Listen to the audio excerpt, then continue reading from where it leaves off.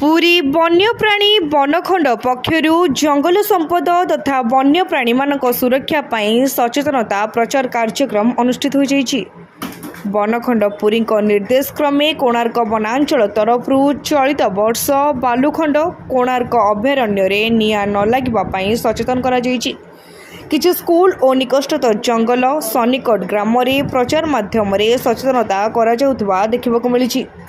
जंगल पोड़िले मनीष हारिब तत्सहित कृष्णसार मृग सुरक्षा पाई मध्य प्रचार माध्यम सचेतनता करा सह एही निरीह जंतुर वंशवृद्धि कराई अभयारण्यर श्रीवृद्धि करने समस्ते जत्नवान होगाकू परामर्श दिया जायतिला। अनुष्ठित ଏହି कार्यक्रम रे कोणार्क वनांचल अधिकारी सुदर्शन देहुरी, वनपाल कार्तिकेश्वर मुंडा, राकेश पति, प्रतीक्षा परिडा और श्रद्धांजलि प्रधान वनरक्षी सहित प्रोटेक्शन स्क्वाडर सदस्य माने जोग देथिले।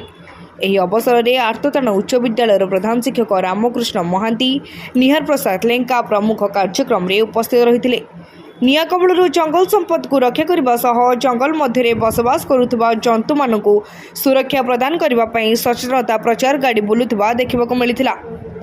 आज विभिन्न स्थान में कोणार्क वन विभाग पक्ष सचेतनता कार्यक्रम अनुष्ठित होती।